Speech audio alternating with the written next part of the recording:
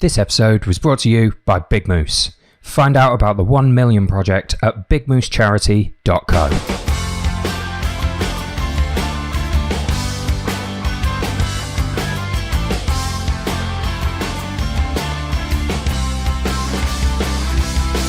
Pals. Oh, that was a bit of a sing-song one. Even I didn't expect that. But pals, greetings and welcome to an episode of Everything Endurance. It's great to be back with you again.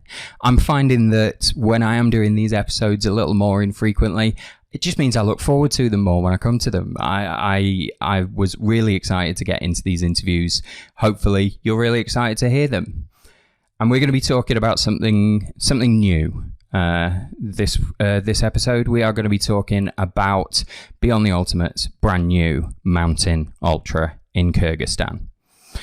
And you are no doubt going to pick up on the enormous levels of FOMO, the jealousy running through my veins here, as I was not out in Kyrgyzstan for this event.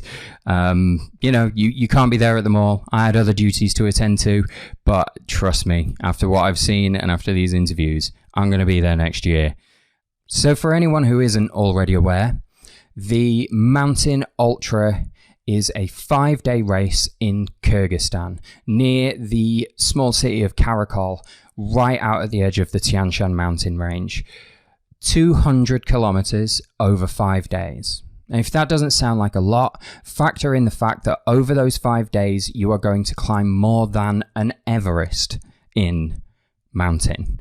You are going to be covering 10,500 meters of ascent over those 5 days. You are going to experience blazing sunshine and 30-degree temperatures in sunlit valleys that look like the Alps. And you are going to experience sideways rain and hail and cold temperatures and howling winds right up at 3,500 meters plus on some of the gnarliest mountain passes I've ever seen in photograph. So yeah, we're talking an exceptionally tough race in an exceptionally beautiful place. This is the completion of the Beyond the Ultimate Global Race Series. This is something that behind the scenes has been being worked on for years. There was almost a mountain ultra in Japan. There was formerly a long time ago, very nearly a mountain ultra in Nepal. Back in the mist of time before that, there was even a very, very early prototype mountain ultra out in Colorado in something like 2012. This is the real deal. This is new. This is Kyrgyzstan. This is the end of the Global Race Series. We've done it. We've made it. And the runners got through. Our race team are back. It's been an enormous success. And you were about to hear from all of these people just how much of a massive impression Kyrgyzstan, the Tian Shan Mountains, and this race has made on them. And it doesn't surprise me. They keep telling me that the photos that are coming through from the race don't do it justice, that it's even more amazing looking than they make it look. And if that's the case, then my FOMO is going to be through the roof. My jealousy levels are going to be atomic, because the photos alone are some of the most beautiful scenery I think I've ever seen. So yeah, you're going to hear that in the voices of all the people we're about to interview. In particular, Kris King, my absentee co-host, is back for this episode in his guise as race director. He's going to talk to us about his experience of leading our first mountain ultra race in Kyrgyzstan. He's been out there for a month preparing everything for these guys, taking them out on an acclimatization trek, overseeing the whole of the race. He's now back, and trust me, you can hear it in his voice, and for those of you watching this on YouTube, you can see it in his face. How amazing this place actually was to be in. So yeah, hopefully your FOMO will be on par with mine by the time we get through these interviews, and I'll feel a little better about the whole situation. We're also going to be talking to our winners, of course, Jon Shield and Kristina Madsen, two people who I find myself talking to fairly regularly on account of them managing these incredible feats of endurance. Jon, he's won the race overall, and we have a good long conversation with him about his quite short and meteoric running career so far, where the Mountain Ultra fits into that, how he prepares himself for these races. There's some really illuminating stuff in there. And then we get into Kristina Madsen. And with Kristina, this is a double celebration. She didn't just win the Mountain Ultra. She wasn't just the first woman over the line there. She achieved that position at the Mountain Ultra, the Desert Ultra, the Jungle Ultra, and the Ice Ultra. She has now shown herself to be a winner, an exceptional athlete at minus 40 degrees, at plus 50 degrees, at 100% humidity, and way up at high altitude. It doesn't seem to matter what Kris King throws at Kristina Madsen. She somehow moves on. And we are going to hear from her just how difficult that was at this race. There was a lot going against her on this event, and she's shown some real resilience to get to the finish line. And I think what you guys are going to glean out of that interview with her is how she's developed some of that resilience and how she's developed this mindset that seems to put her in the way of success in these kind of long distance events in challenging environments. So definitely stick with us to hear Kristina talk about her journey. So we've got Kris, we've got Kristina, we've got Jon. No Adam Kimball this time around. I'm very sorry for the absence of Kimball Corner. He's been out there and shirking his responsibilities in recording podcast segments. He's been out there increasing the size of the Kimball tribe. So massive congratulations to the Kimballs. I am so glad to hear there's another little Kimball in the world. The world needs more little Kimballs. So congratulations to you guys. And we will be back. Me and Adam have some very interesting segments planned. Stick with us for future episodes. We're going to have some great stuff in there from Lake Tahoe. For now, though, you're stuck with me, and you're about to be stuck with me and Kris King. Without too much further ado, we're going to head straight into Kris's interview. I'm really happy for Kris, and he's going to hear me say this in the podcast, and that's going to be slightly excruciating because we're British and we're friends with each other. We're not openly nice to each other. That's not how this works. But I got to admit, this was pretty epic, and this leading a race like that 5 days in a completely new environment, in an environment that would be hard if there wasn't a big language gulf between you and the people you're working with, if there wasn't a gulf there in terms of them ever having worked with an event quite like this before. The team out there that Kris has put together seem to have done exceptional work, so massive thanks to them. But I am proud of Kris, and I'm really happy for him that this has been such a success.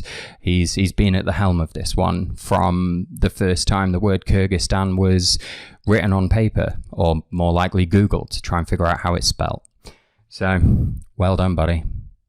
Right, genuinely, without further ado, let's get some podcast interviews in, shall we? So, greetings once again to my absentee co-host, Kris King. So here to set the scene for us on the Mountain Ultra is none other than Race Director Kris King. Kris, it's nice to have our old host back on the show. It's good to have you back on the airwaves with me. When you introduce me as none other as well, that sets a precedent of, I think, an overestimation of how good I am going to be as a guest. But I'll try.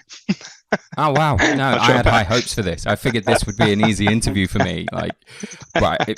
Fine. I'll play my A game if that's what we're going to need. So, I mean, I barely know where to start. Brand new race. Entirely your creation, this. It's not like in the early days of BTU when you came into something sort of half-formed and nebulous and pulled it together. This was a blank sheet of paper at the beginning. Well, and you've been out there for a month.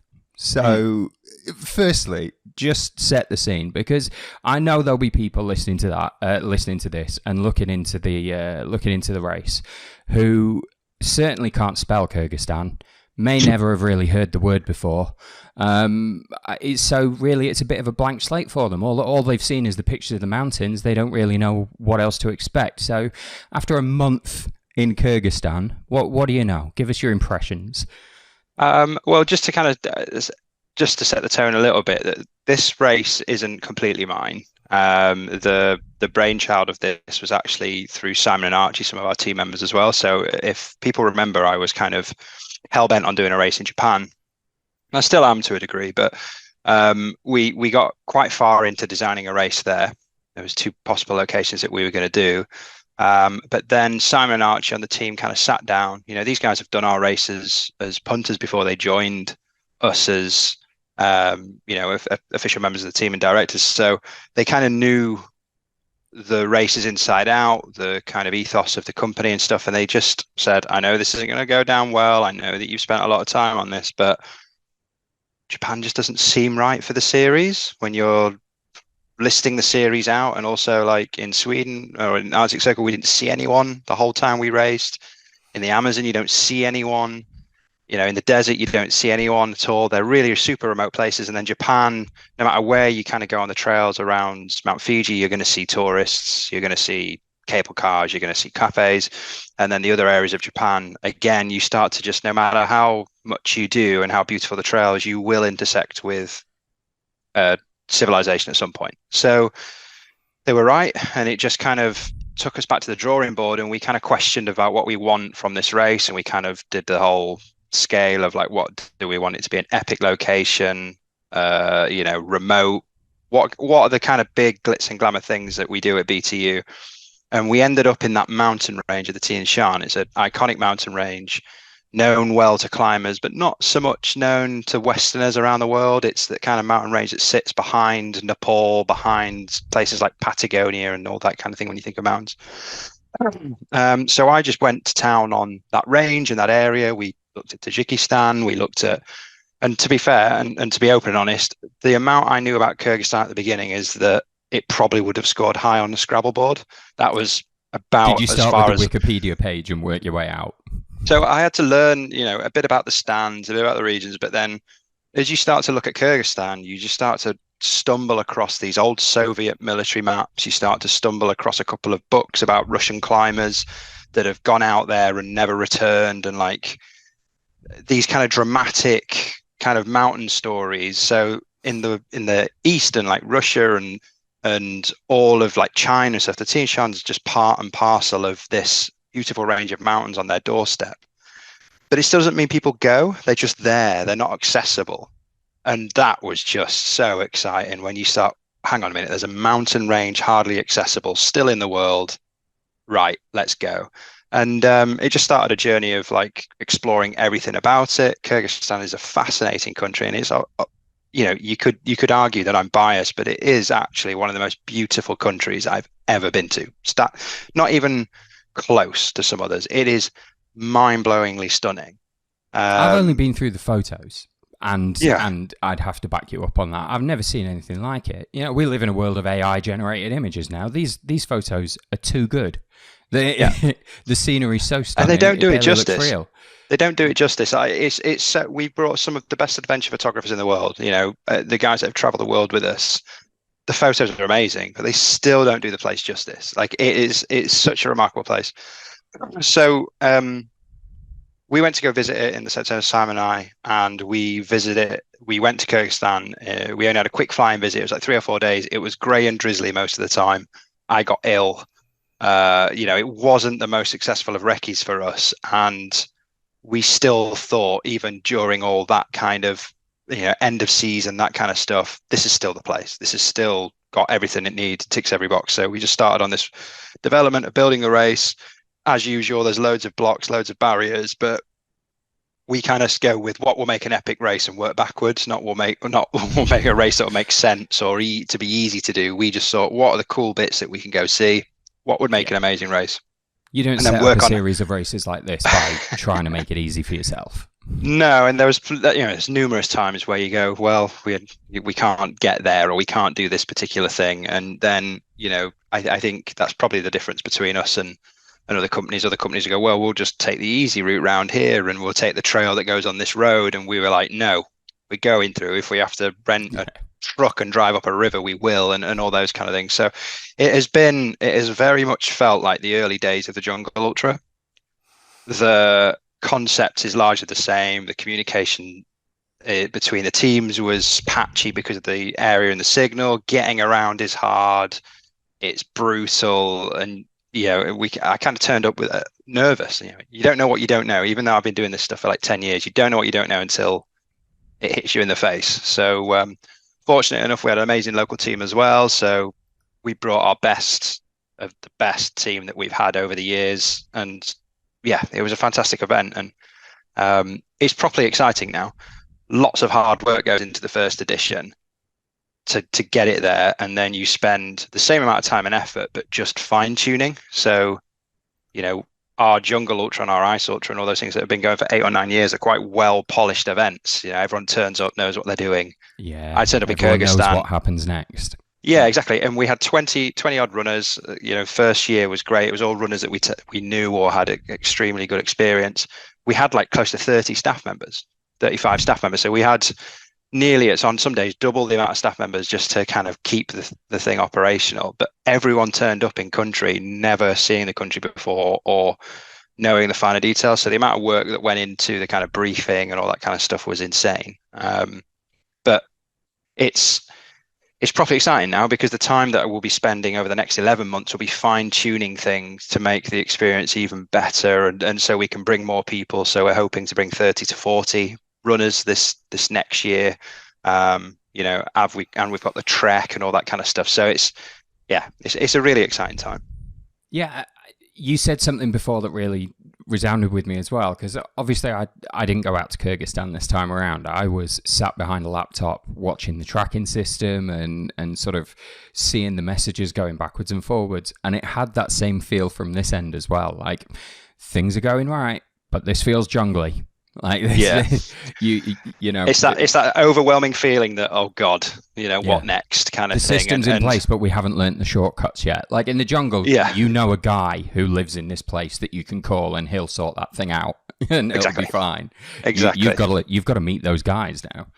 Yeah, exactly. And you don't know, on the local team, it just they were all really good, amazing. But there's obviously language barriers and translating. So me and Kat, who was operating as like a race HQ, there's my Yorkshireisms, there's Kat's Glaswegian thick accent versus Timur's Kyrg, but then so half of our team are Russian speaking, not Kyrg, and the others are Kyrg. So your translation, by the time you brief someone, it's almost like, and I don't want to use Chinese whispers, but it almost is. By the time it gets to the final person, you've got to really make sure they understand where they're going and what they're doing, because if they turn up in the wrong place, you can't communicate with them, and it could be 6 hours before you send another driver to go get them, or or if you miss that person, they've got to walk another 4.5 hours to get out, and the extraction points are limited. So it was properly mad. And then even like the jungle stuff, you have mad stuff happen each year. Like there was one moment in time where it was a small problem, but our kind of marker flags, a lot of our marker flags didn't turn up in country. So we were fabricating the ones that we had. So cutting them in half, ripping fabric, turning them out, and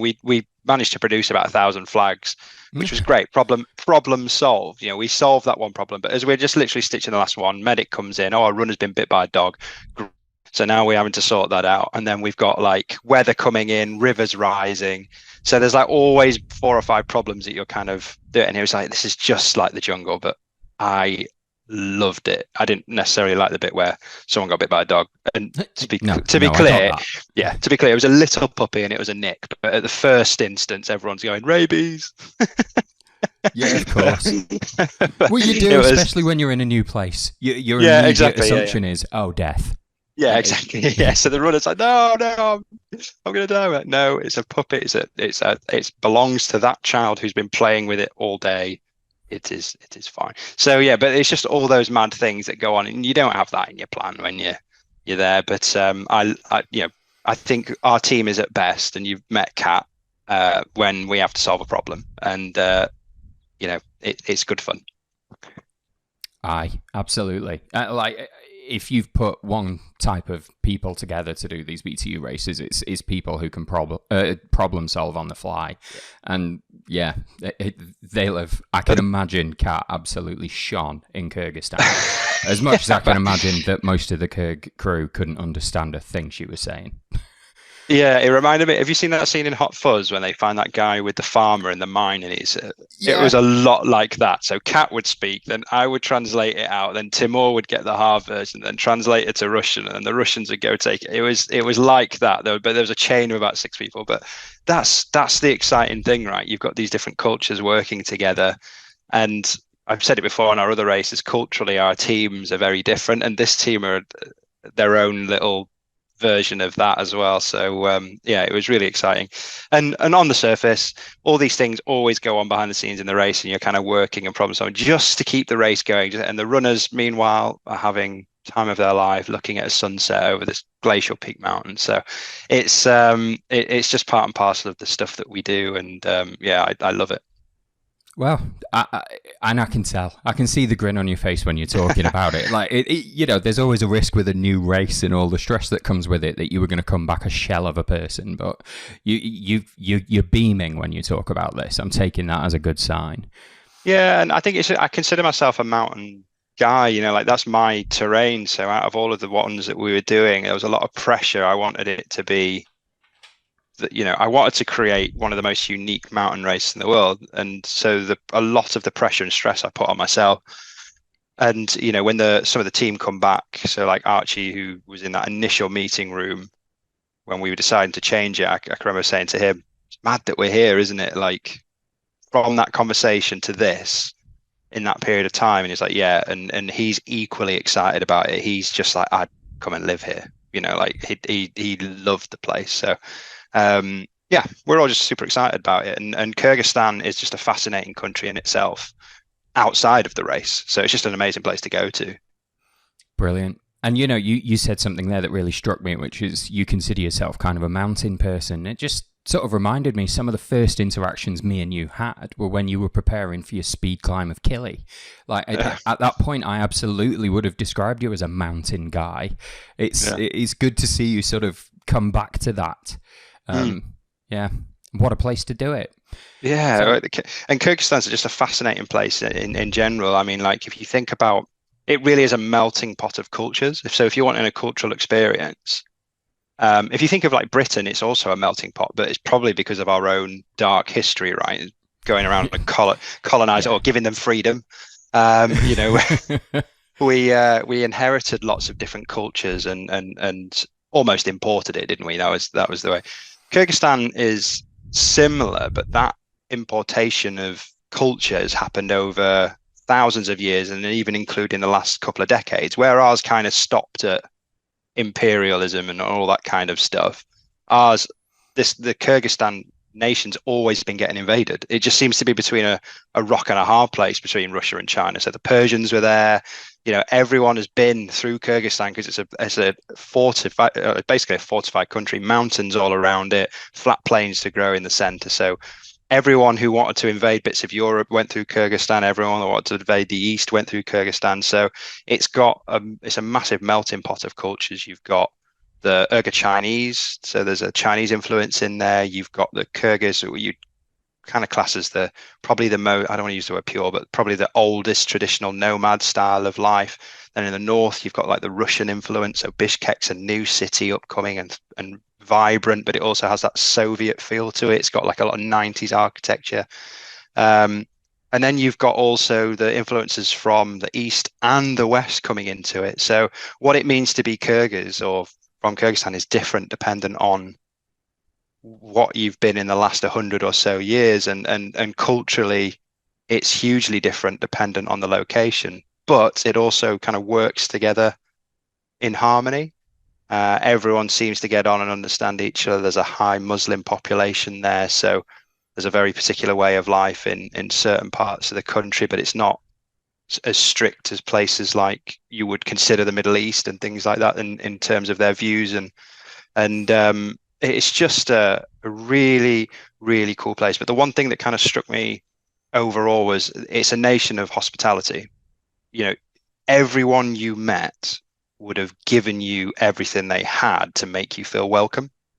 So, we were out in the mountains, and you meet a shepherd who has very little. He has his livestock, yet he's rummaging through his bag on what he can give you on a small interaction. I've got bread. Do you want some bread? I've got some fermented horse milk. No, thanks. But thanks. Yeah. But no thanks. No, thank you. So they're willing to literally give their left arm to make you feel welcome. It was just really, really nice to kind of experience that in a really pure way. A lot of those shepherds don't see anyone, and all of a sudden 2 Westerners come marching through, and they're, obviously naturally got a they're trying to question what it is and who it is, and it comes no language to kind of speak to, but it's humanity at its purest form, right? You're here in a place where you shouldn't be really, or none of us should be. Have some food. And it's, there's a lot of interactions like that, which is pretty cool.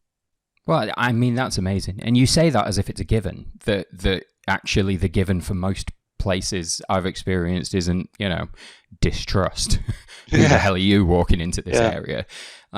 Actually, what we've found as we've traveled around quite a lot is that isn't the case. And it sounds like that's even more so in Kyrgyzstan, that the first reaction is, all right, we're in the middle of nowhere, so I've got these things if you need them.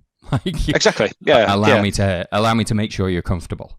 Yeah, and one of the fascinating things I found is that you've got people in the last couple of generations that were part of the Soviet Empire, and they miss it.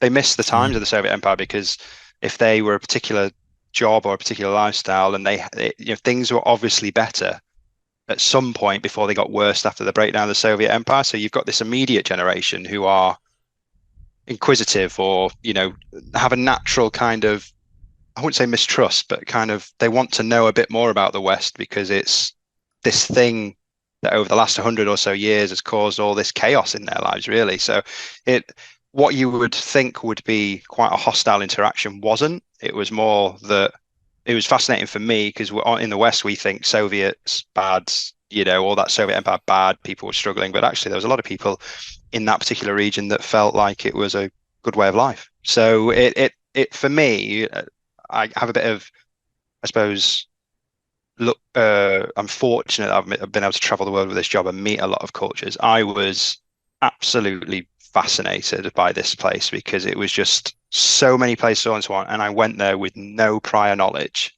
of really what to expect. So it was just a massive learning curve for me. So it felt like I was like, a kid almost learning out of a school book about what a country is by seeing it face to face. So yeah, it was cool. Amazing. Really cool. Yeah, well, I mean, I get the impression it was, because we're a solid 19 minutes into chatting and we haven't actually talked about the race yet. Sorry, I just can't shut up about it. No, that's good. I'm glad. But I suppose we probably should talk about the race, at least a little bit. Well, the race, I guess, I had one question in particular, I think, which was, I don't even know if it's a question. We'd said before the race began, before you flew out there, like, we weren't kidding when we wrote into the marketing stuff that's been going out that we thought this would probably be the hardest race we'd done, that this was going to be the toughest. And then you guys went out there, and in the few days before the race, how were you feeling once you'd seen it and seen how tough this terrain was going to be and what the altitude was actually like? What were your impressions? Like, did you think anyone was going to get through it? I thought some people would. I think you've interviewed them, Jon and Kristina. I thought, you could set them a 500-day challenge through Mars, and they'd somehow find a way. You know what I mean? Like they're just. Kristina has probably told you in her interview, like, she had the worst start to a race by being ill. I've never seen anyone look so tired and done in, but she kept going. Then she lost her eye. Then she fractured her wrist. So she had Kyrgyzstan kicked her ass. But she still managed to get there. So I wasn't particularly worried about them. So I sent on an email a couple of days before the race that I just want absolute clarity that we sat down and we decided that we wanted to make the hardest race in the series, and we wanted everyone to really feel like they've earned the medal and finished. Even though this race doesn't have to be the series finisher, it's the one that in our eyes you would finish on, because you'd need that multi-day experience. Are we okay with 5 people finishing out of the 20? Like, we normally have some kind of short course availability for some people. Are we okay with 5? Are we okay with 3? After party is going to be quite somber if there's a load of people that didn't make it. Yeah, like this is tough, but what's too tough? Yeah, or are people turning up will people turn up to this race eventually like they do the Spine or those are the races where they expect probably not to finish, but if they finish, it's a bonus. You're like, what are we sure this is what we want? And everyone came back, absolutely, yeah, we want one, a really tough, really hard mountain race. So great. And when you look at the stats, you compare it to like other hard mountain races in the world, like the Dragon's Back and all things like that. The stats match up to it. Distance and altitude, similar climbs, similar days. But you're carrying your own bag, it's self-sufficient, and you're at altitude. And you're in a country where there are no trails, largely. So the first 30K of this course is runnable. Right. So it's either on a track, and we put it that way on purpose so people can kind of ease their way into it. But the next 170 is probably the least runnable stuff you can get. Right. So either it's connections of goat path, it's vertical ups, vertical downs. The grass that you might run on is tussocky or it's wildflower, and you've got like gopher holes and like marmots are kind of in the hills and just random. They don't give a crap, so they'll randomly dig holes, and they could be hidden in the wildflower and stuff. So it's slow moving, but you still have to move quick to be able to make the cutoffs and get there. So you have to be experienced in some way, which is why we have the vetting. And it is tough. Now, we had about, I can't remember how many finished now. I think it was about 10, 12. Somewhere in that region. Somewhere around that region. Good. We worked out that if we took out medical intervention or staff intervention to those people, then only 3 or 4 would have probably finished. Wow. So we have naturally, and you could probably put this across all of our races, if we didn't have the team that we had caring in the way that they cared, I don't think, I think of the jungle in particular, our DNF rate would be massive. Oh yeah, but absolutely. we have, I think, one of the best adventure medical teams in the world because it's personalized to us, it's made by us, and we keep the same team, so they know runners really well and will get into people and help them with taping or pain management and all that kind of stuff well before it becomes a problem. So they keep people in the race. Like Kristina had a lot of intervention to get there, but she got there by her own steam. But what would have happened if she had to tape her own eye and all these kind of things? So, oh God, yeah. I mean, she was a pirate by the end of the race. Like, exactly. She got one hand and one eye. I have no doubt Kristina would have made it anyway, even if she had to amputate her own arm and spoon out her own eye, because she would. But there was a lot of runners there that had the help from our team. So I suppose anyone can make the finish of this race as long as they've got it. And the marker was set perfectly for us in the fact that there's people like Kerry Morgan, there was people like Dilip, who would have had to have the race of their lives to finish, and they did. So they had a 20-hour long day on the last day, pretty much. There was nothing left in either one of their tanks. Truly, it was done. This is a bloody hard race, but achievable by someone that focuses and knuckles down to their training and has the right mindset when they turn up. And I guess that's it, isn't it? Like, there were some nerves on our side back here in the UK when we first started getting your reports from in country and seeing the photos in the pre-trek. We're thinking, oh wow, like, is anyone going to finish? This is a biggie. 12 of them. 12 of them did. And yeah, as you say, what we've shown here is that it is probably physically the toughest race in the series. But if you properly focus, if you throw everything into it, then yeah, it's absolutely plausible that you can do it. And isn't that exactly the sweet spot you were aiming for? Yeah, exactly. And if you want to prove that it's the whole idea of our series. Like, if you want to prove that you're one of the best athletes in the world and you can race in any environment, then there's no other race series in the world, to my knowledge, that can test you like this. Now, if you've raced through the Arctic and the deserts, or maybe you've done other multi-days or other things like that, or you come like Sharif did. Sharif, who finished, came from a climbing background, not so much a multi-day background, but he was a very experienced climber and came in that way. This is a doable race, but you're gonna have to work for it, and it's also worth mentioning that no one as of yet has done our series in a calendar year.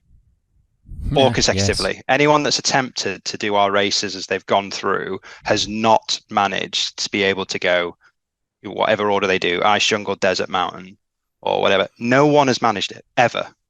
because one of the racers has caught them unstuck at some point. If you get through the ice and the desert and the jungle, and you're like priming to be one of the best, you could say you're one of the best athletes in the world in any environment, the mountain is still going to really make you work for that finish. And that's exactly what we want. There will be one person somewhere out there that will do these events in a 12 calendar month period. Or I think you can even do it shorter by my maths. If you started in the right one, you could do it over 9 months, I think. February to November. So it's like 9-10 months. So think about it, it's a massive ask and a massive achievement if someone does, but someone will. And I think rightfully they'll be able to say, I'm one of the best ultra running athletes in the world. Yeah. I've tested myself in every environment in this short period.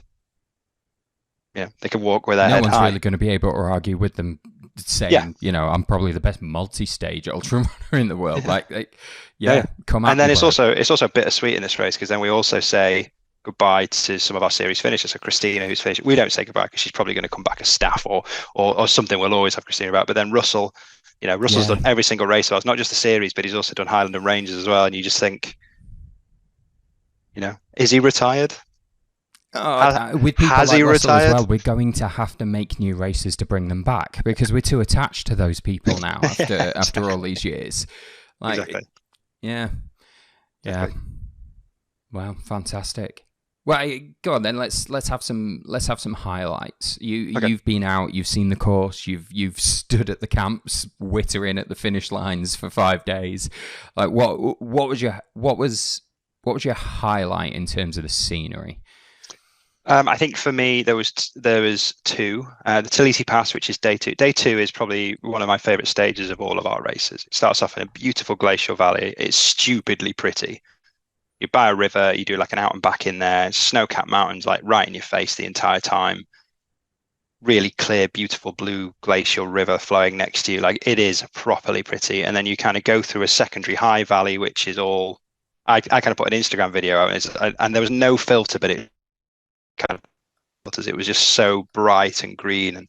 And then you go over this beautiful high pass, which gives you the most incredible views on either side. So that entire day, it's hard not to have your head on a swivel looking up at how stunning that place is.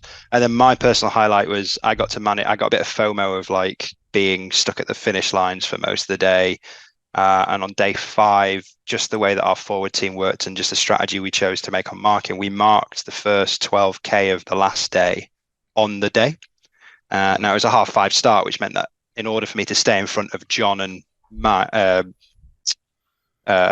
Michael, who were insane athletes, I got up 3:30 in the morning, pitch black, and started marking. So I climbed this 800-meter climb in the dark on my own, kind of flagging through wildflowers, using my nav to kind of get there. And then I hit the peak at sunrise, and it was I could see maybe 30 or 40, 6,000 to 7,000 meter peaks around me. Down where I was going was following a rivered waterfall with like wildflower at knee height. And it was just, I was a very happy man at that time, just very, very fortunate that I suppose, you go through all that stress. And then at that particular time, I was very fortunate that I have this job at times. That was a highlight for me personally. Yeah, it can be a bit of a whirlwind when you're working on these trips. And I think anyone who's been on any of our races or on the Spine, you see how hard any race team has to work behind the scenes to keep an event like this going. And it's 24 hours a day. Sometimes you're going to be getting to bed at 3 a.m. Some days you're going to be getting out of bed at 3 a.m. Some days, those days are going to be back to back. And you'll just have to go at it. But I think the bit that people don't always see is we do have the massive privilege of some of these moments of coming back from a country with an impression of a new place and a new group of people and a new type of thinking and being, but also these moments when you're just on your own somewhere unbelievable. And that's amazing. I mean, the runners are getting to have those moments out on the trail. I think it's missed that we get to have some of them here and there as well. Yeah, so exactly. I'm glad you did. Exactly that. And I also lost about 8 kilo while I was there, so it was finally shredding the dad bod, Will. Secondary bonus. Yeah, well, there you go. A great weight loss regime is a month spent in a country you've never been to before, trying to put together a 200-kilometer race in a mountain range that barely anyone knows anything about. So, yeah, that'll do it. Yeah. Well, outstanding. Well, you know what? This was meant to be a sort of 10-minute segment maybe where you introduced what the race is, and I think we've far surpassed that. I'm really glad we got to do this actually, and that everyone got to hear it, because it's been awesome me hearing this from you. So I'm sure it's going to be interesting to everyone else listening as well. Thank you for bringing Kyrgyzstan to us. You're welcome, and hopefully I'll get to see some of you guys out there next year or the year after. Amazing. All right. Well, thanks, Chris. Enjoy your day. Bye. Good afternoon, then. Jon Shield, winner of the inaugural mountain ultra, the king of Kyrgyzstan. How are you doing, Jon? Hi, Will. Yeah, I'm great, thanks, mate. It feels a long time ago now since we were in Kyrgyzstan, unfortunately. Definitely got post-race blues and missing it very much. Yeah, cracking experience, and unfortunately, being back in the UK just isn't quite cutting it the same. Oh, I'm sorry to hear that. But what are we going to do? We just don't have lumpy bits quite as dramatic as what I'm seeing come through in these photos. I don't think I quite appreciated the scale of some of the peaks you guys were running on until I saw some of the images come through. I mean, I'm going straight into this. I was going to do some build-up, but sod it, we're in Kyrgyzstan. What were some of these peaks like when you were sat down at the camps looking up at what you've got to climb? It looked incredibly dramatic out there. Yeah, I mean, it's photos actually, and don't do it justice until you're actually there in Kyrgyzstan and actually have these huge, monstrous mountains in front of you. I mean, if you think about it, we were scaling, the highest point was about 4,000 meters. Out there, you can see some of these 7,000 meter peaks, and there's a lot of 6,000 meter peaks as well.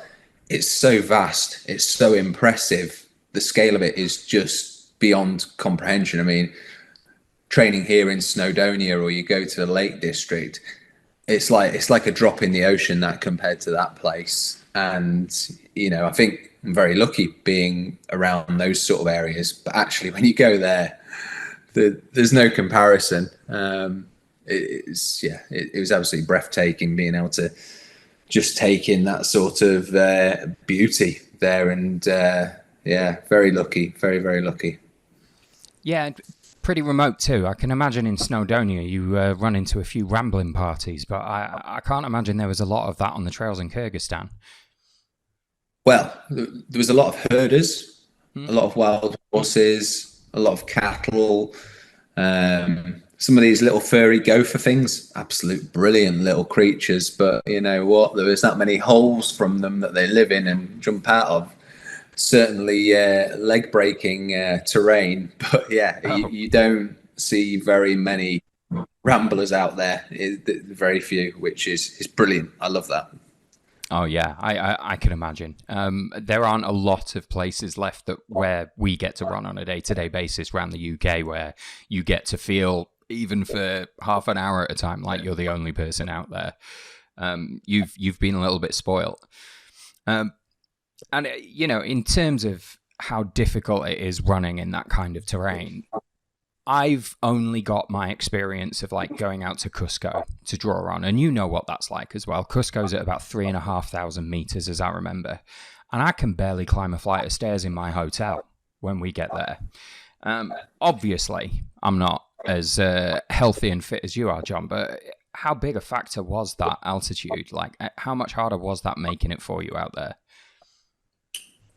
Yeah, it was certainly noticeable. That's for sure. More difficult. Anything above 2,500 meters, you start to notice it when you're working, and you combine sort of probably 11.5 kilos of backpack when you're carrying your 2 liters of water on top of all your mandatory equipment, plus the fact they decided they'd have a heat wave whilst we were there and hit 37 degrees on a couple of occasions. And being a Brit, we're not accustomed to that heat when it takes usually a week or 10 days to adapt to heat. So I certainly hadn't got any heat adaptation before getting out there. So yeah, those things, and with the race generally being 3,000 to the 4,000 meter sort of parameters, really, or altitude, whatever you want to say, you noticed it particularly on the higher peaks, and a lot of the climbs were climbs that went on for a long time. Thanks to Kris King and his course choosing. It was hard, very hard, but you do get used to it. The acclimatization trek beforehand would definitely have been beneficial to everyone there, I think. So yeah, that's definitely useful for anyone thinking of doing it next year to go out, and probably a wise thing to avoid altitude sickness and all the complications that can cause as well. Yeah, because you're going to have enough on your plate just getting your legs in a position to get up those peaks, let alone worrying about the altitude sickness as well. Yeah, and yeah, as you say, I wasn't meaning to make this segment too salesy, but we do offer that as well. You can go out and do the acclimatization trek, and I think that would make perfect sense to me to do it, just to get the lay of the land as much as anything else before you get into the run. Were there any other sort of difficulties we haven't accounted for there? Obviously, there's a lot of vert. Obviously, the air's a bit thin. But what about the terrain otherwise? Were you seeing this hot weather throughout, or was it pretty changeable? What did the weather have to throw at you up in those hills? Yeah, I mean, Shane Benzie, when he was out there, he'll have been having fits because running technique and so on. His perfect running model. There was Jon Shield looking at the ground throughout, trying not to step in these holes, trying not to break his ankle, and literally, I could have been back in England with the amount of time I was looking at the ground, not looking at the peaks, just being that conscious not to injure myself, because the terrain is so rugged. Obviously, you get your runnable bits in the race, but I would say runnable wise, there was probably 15% runnable, truly runnable. Wow. And then some of these climbs, you're doing them on angles, so on these unnatural cambers, you're going through river crossings more times than I care to remember. So your feet are pretty much always wet. The weather, it was hot throughout. I say there was 2 days where it hit 37 degrees, and it was depending on where you were, it felt like the jungle. It felt so strange because depending on where you were there, each valley has its own like its own climate, mini weather. So you can, you get a nice cool breeze in one valley, then you get stifling heat with no breeze in the next.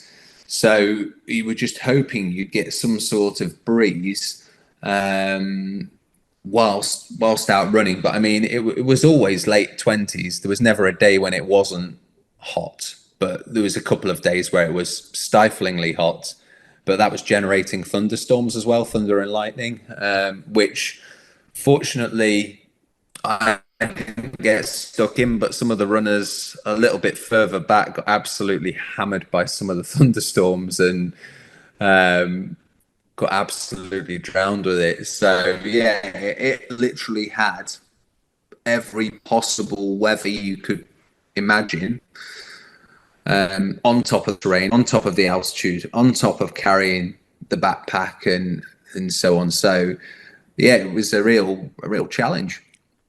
Yeah, you're really selling this. You should join our marketing team. I can imagine that those views up at the top like equalize for this a little bit. It make it worth your while getting up there.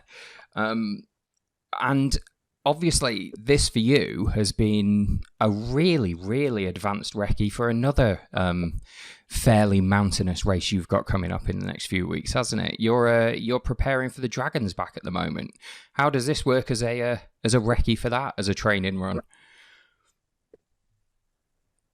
Yeah, I mean, I was always coming to do the mountain ultra because hell, I've done every other BTU event now, apart from very soon with the desert later this year.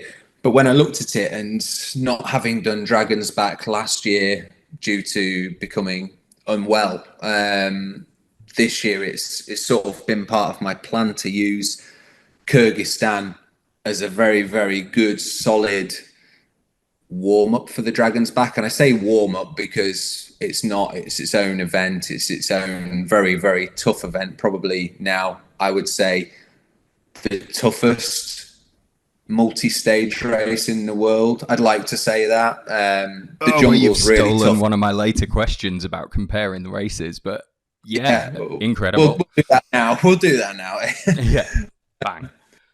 Anyone knows me, I love the jungle, and I think that environment and race is absolutely nails. And the risk racing in the jungle, there's that same risk in the mountains. And I say risk because anyone doing multi-stage racing, there's a risk. It's not like I'm trying to scare anyone off that, but that's why you do races. You do them to go to amazing places that you wouldn't go to for a holiday destination. I mean, Kyrgyzstan, would I ever go there if it wasn't for a race? Would I go and sunbathe in the Amazon and let sort of piranhas nibble on my toes? Probably not.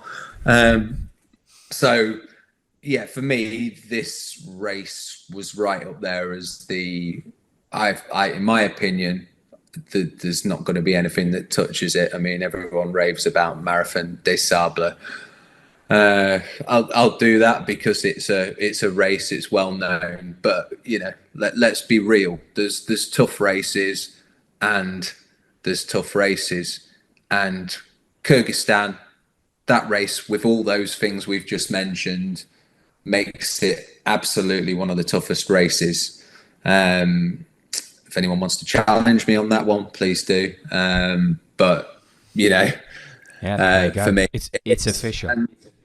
It's a very, very good event prior to Dragon's Back because you've got long days on feet, good vertical amounts of climbing that you're doing each day. Obviously, the differences are I was carrying a really heavy backpack. It was at altitude, and hopefully it won't be as hot as that for Dragon's Back. But yeah, in terms of a base fitness coming down, conditioning, now all I'm trying to do is add some specific recce's in for the Dragon's Back and a bit more speed without the same weight of pack on. So I think it transfers very, very well. And hopefully it leads to a good result at Dragon's Back, which all things so far are pointing to, having a good time out there. So we'll see. Oh, brilliant! I'm glad to hear you've come back and you're still sort of feeling fit for the Dragon's Back race as well, because it's quite a close transition in the grand scheme of things between two very big races.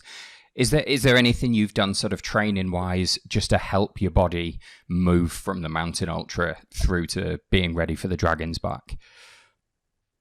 Yeah, I think I had 2 days off, which was the traveling back, really. So I think I was back training on the third day. And that was good. I out hard, obviously, but I never had to get out of into top gear while I was in Kyrgyzstan. Just the way it worked out, I went hard on day one,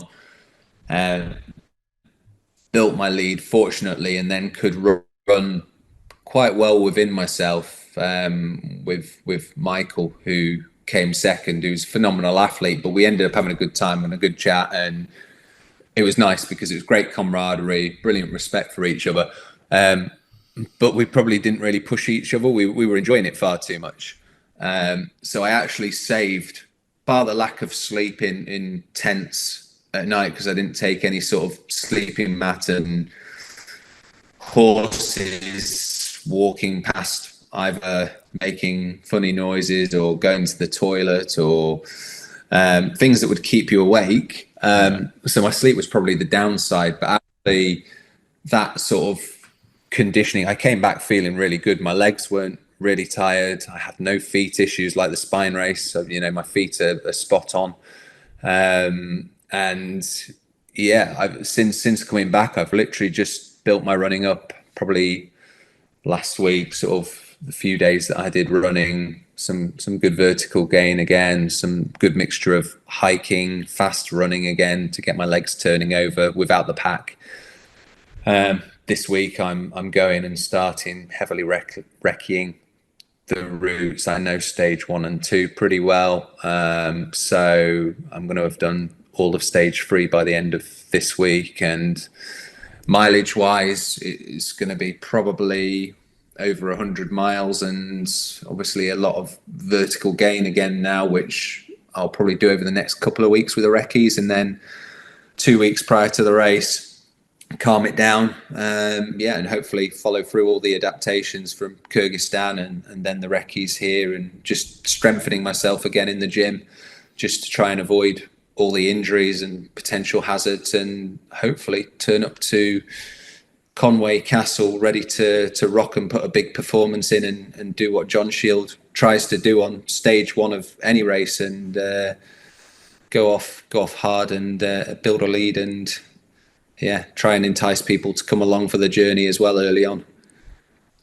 I was going to say, that seems to have become your sort of, your MO in these kind of races, is just beat everyone to death in stage 1, and then you can sort of enjoy the next few stages. I feel like I've seen this approach from you a few times now. Tried and tested, mate. I mean, why not? You've laid a bit of a gauntlet down here as well, because we're not just talking about the Mountain Ultra. If you go back just a few weeks before that, we're also looking at the Summer Challenger South, which you also won. You've had a pretty big summer. Let's talk about the Challenger South for a minute. How did that go for you? Yeah, that was a different story. So that wasn't really a good race for me. I mean, I got a good result, but you did. But in terms of the times that I was aiming for, it was so far off. I mean, I turned up to checkpoint 1 pretty rapidly, and the issue was I just had issues with my feet that day, which I felt very early on, and I was probably a little bit lax in the fact that I didn't tape my feet or anything for that race, because I don't generally tape my feet or do anything with them in training, because it toughens them up more. And I thought, well, I've been running a lot, although I had been injured prior to the spine race while I was away with Scarpa. I injured my shin, so I probably hadn't done the mileage. I'd done a lot more on the bike coming into the spine race. So my running fitness wasn't really there. I was actually at quite a low fitness there, but I've been doing a lot of cycling, so I was in decent shape, but not running shape. And I think probably I'd looked after my feet too well, conditioning them beforehand. Well, not conditioning, but cutting your nails, scrubbing the dead skin. Maybe I did too much of that.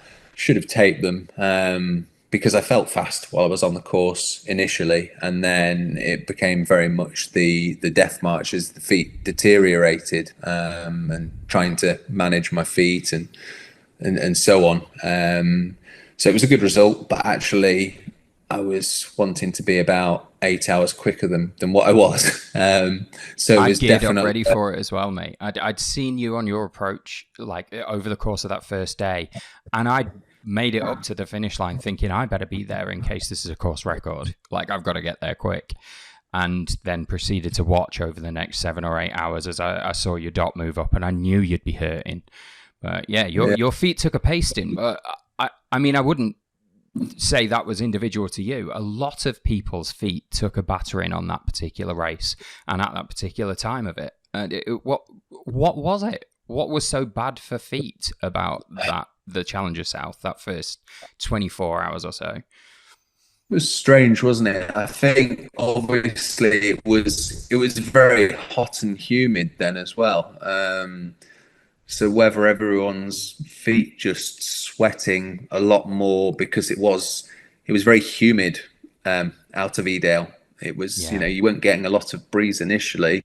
You could feel the heat radiating from the rock surface. So maybe that was some point. I mean, I should have prepared better for it, because you do all the hard training to let your feet become the issue is a bit amateur in a way, but it taught me a lesson. So when I do the multi-day, I always tape my feet. I always have to look after them for longer, so it makes sense that for the longer races I should do some sort of taping prior, and then if the tape becomes annoying during the race, you can always take it off, or at least it's protecting your feet in some way, shape or form. But I think actually I've probably toughened them up a bit more again now, being back running and getting off the bike again now, and just spending more time on my feet. So yeah, Spine Challenger was more of a mentality check and grizz it out, get it done, which is good. You need those sort of races, definitely. And if you don't experience those, how can you adapt, overcome, and sort of push on through? And so I'm glad it was a race that really challenged me and made me hurt, really, because I've never been in so much pain for so long. And that in itself is mentally tiring and draining. So yeah, it's good to have that, and I'm glad I've had that prior to the Mountain Ultra and prior to the Dragons back, because that's all going to come to the fore when you're having a bad time of it, which inevitably you do at points on any race, but particularly days that are long days over 5 or 6 days, as Dragons back is. And what an incredible way to have learnt those lessons as well. Like, I think for most people, if I'm going to be in a race and I'm going to come in 7 or 8 hours behind where I intended to in the worst pain of my life, I probably got brought in by the medics or dragged in the back of a car or otherwise peeled off the course. You've managed to have that experience and still be the first person across the line, which is pretty exceptional as learning experience runs go. What do you see sort of further down the line? What's the end game for Jon Shield? Because you just keep pointing yourself at things and beating them. Do you have is there a race right at the top of your list at the end of this journey that you're looking at? Some round the world challenge or something? Where is this all headed? So I think obviously the global race, well, you guys Beyond the Ultimate say it's the Global Race Series. To me, the Global Race Series doesn't matter. For me, it's completing all the events until Archie tries to coin another event, which I know he's looking at. But always, for me, completing every race, I've done the high. So yeah, the desert in a few months' time, that would complete the Global Race Series, but actually there's still the for Rangers, so that would get me the clean sweep. So that's been very much on my radar for the couple of years now that I've been having a go at these BTU events, and that would make me the first person to do that. So that's always been on the radar. Yeah. After that, I want to go and I definitely probably move away from some of the multi-day stuff. I said MDS is on the list just because I'd like to go and see how well I can do there. And I think, top Brit finishes, Tom Evans in 3rd place. That's a goal. That's something to have a crack at.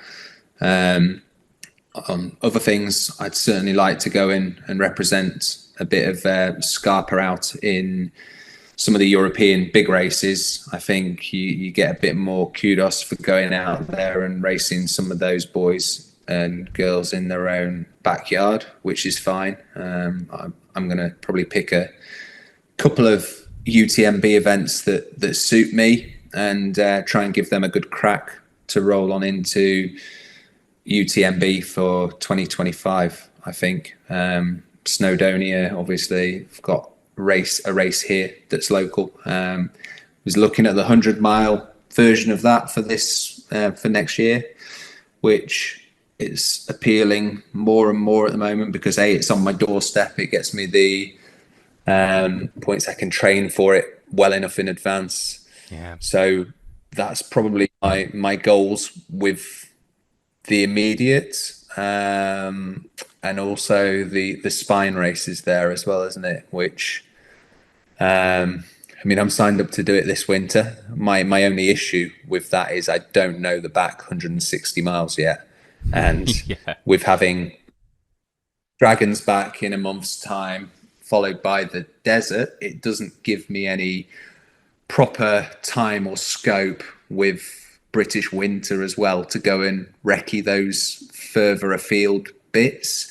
So whether I defer that and look at doing it in the summer where I can recce prior to it and combine it with some training for UTS and so on as some of the longer days to get that knowledge. I mean, the goal is to do it in the winter because that's the more extreme, or seen as the gold race of the spine, isn't it? That's the full spine in the winter. So that's the one I'll be doing eventually.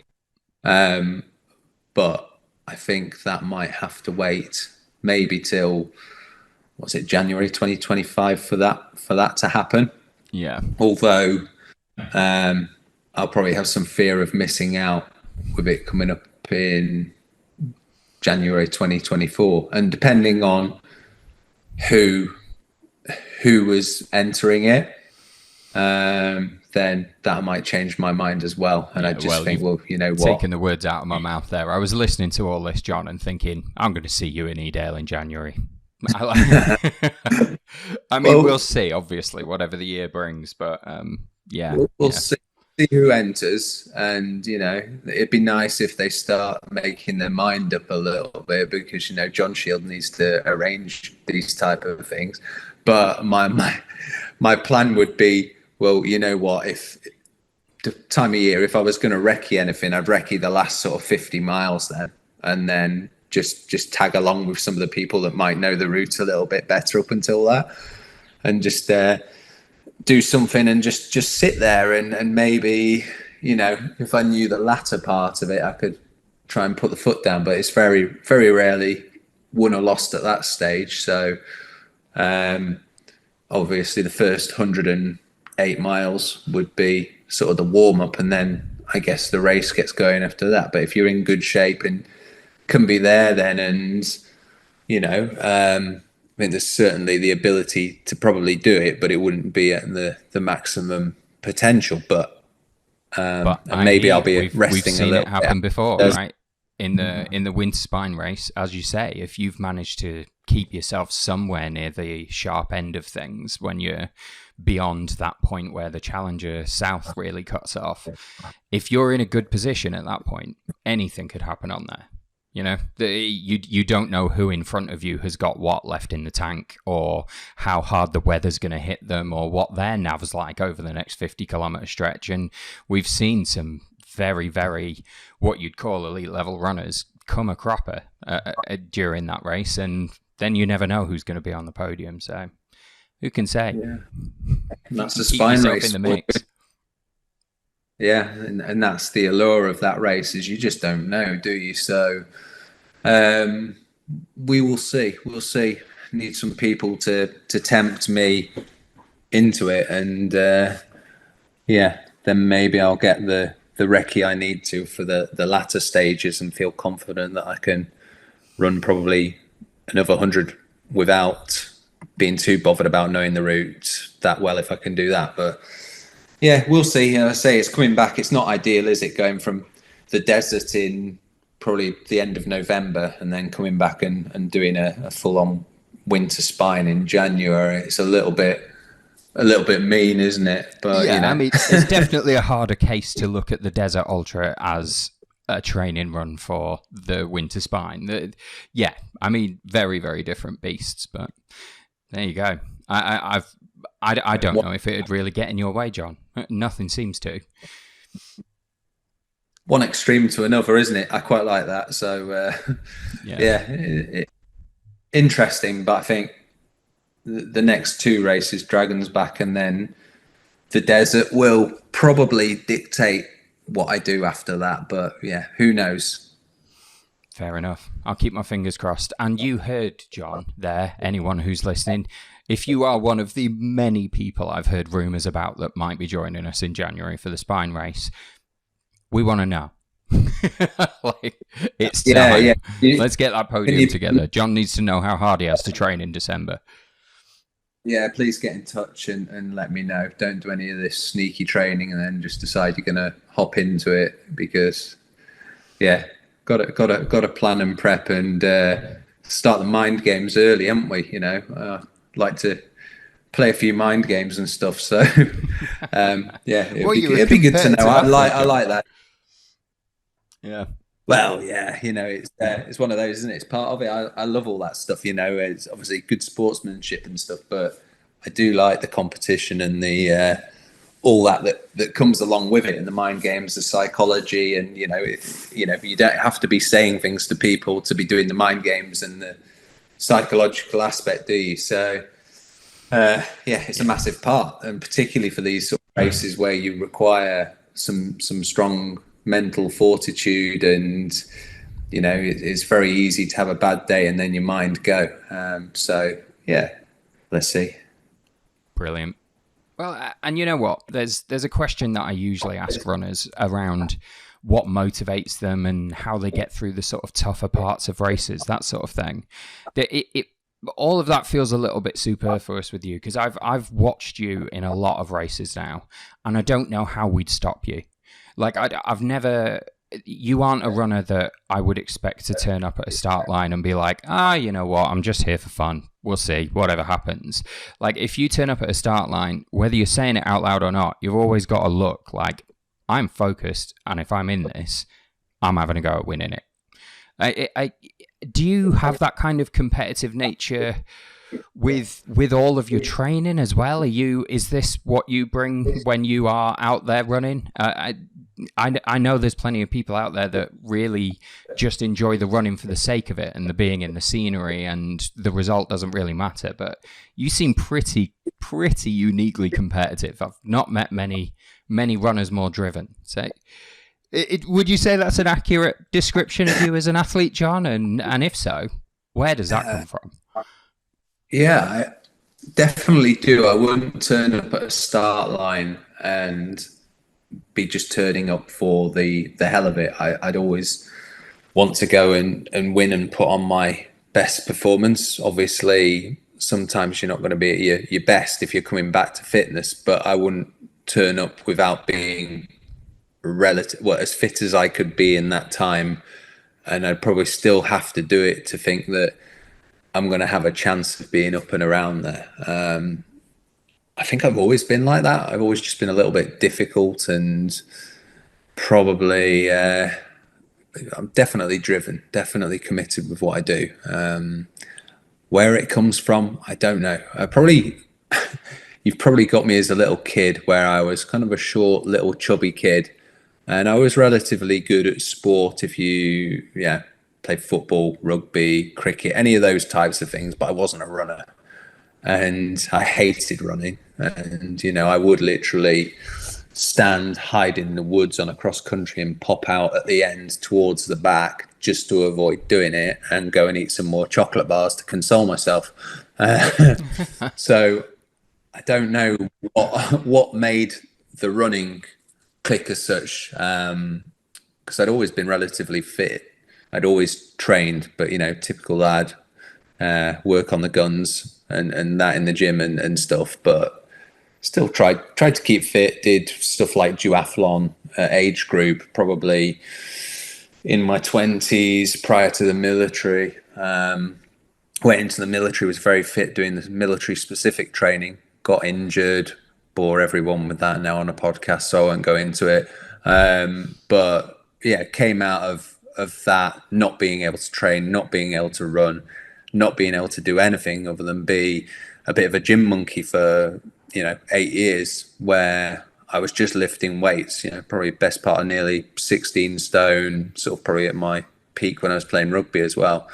Got the decent physio, and then I could start running. And as soon as I could start running again, and being pain free, because I couldn't cycle, couldn't run, I ran a marathon straight away as soon as I was pain free. I remember doing that in the first week of running, and it was just on the canal with the dogs, but I just kept running. It was like, one day, Forrest Gump, and off you go, and then wow, I can run again. And that was it. My sort of OCD kicked in, and 3.5 years I've been running now. It's not a long time in running sort of circles, is it? 3.5 years, but I've been consistent. I've kept running, I've kept training, and that drive and being grateful that I can actually run and do the things that I couldn't do for so long. I don't take it for granted. So I'm just trying to improve every day, get better with what I'm doing and how I'm doing it, learn from people that have either made the mistakes in the races I'm going to do, or learn from people that are better than me, people that were doing it when I was a nobody, that, when I was turning up to these races initially, DNFing because they were the shock of my life because I didn't know what I was getting into. Simon Roberts was there at that point winning a lot of the races, so I saw what he was doing, had a look, and that was kind of people I was looking at. Russell Bentley at the time as well. They both did the Dragons back a couple of years ago when I was still a relatively inexperienced runner, and those guys are doing that. And yeah, you look at what people are doing. Josh Wade, what he's doing. I mean, his training at the moment, you look what his training is. His training's another level of training. I don't know if he's actually full-time professional now, because he's the amount of hours he can put in and invest in it is phenomenal. I might be able to put the odd week in like that, but I certainly can't put some of the time that he's getting to put into it. Just is not realistic for me. So you have to look at what you can do and around how you can do things, and what suits you as well. I mean, I'm quite heavy for a runner, so massive mountain races probably aren't my strong point, carrying a bit of extra weight, but I've lost loads of weight. So actually they're not the same animal or thing that was my weakness in the past, which is quite good. So I've definitely brought that game up, and keen to see how far along I can get with the mountain races now. I say that's why probably Ultra Trail Snowdonia next year on my doorstep, 100-mile race, possibly would be a good dance with some people, and I know I'll get some good names there to test that. So I don't think it's my strong point, that type of racing, but it's good to put yourself in an uncomfortable situation to improve. Well, I haven't noticed a weak point along the way, John, so I imagine you'll be all right with it. And I think you've struck on something sort of really interesting there, which is you're not the first runner I've spoken to who has put some of their love of running down to a period of time where they were badly injured or ill enough where they could not do that, where they were facing the prospect of not having that freedom of movement at all. I mean, I'm not a scientist. I'm not saying this is proof of a theory or anything, but it really does feel like you have an experience that teaches you the value of being able to do that, and off you go. Like it's certainly spurred you into an incredible few years of running. You say 3.5 years you've been at this seriously? I mean, where were you 3.5 years ago then? How quick a rise are we talking about? So, I mean, I think you can go one way or the other, can't you? You can either become very sedentary and that's you, or something clicks and you go full on with something. And that's certainly been the way it's been for me. 3.5 years. I started running in the February. So what would that be? February 2019, or was it 2020?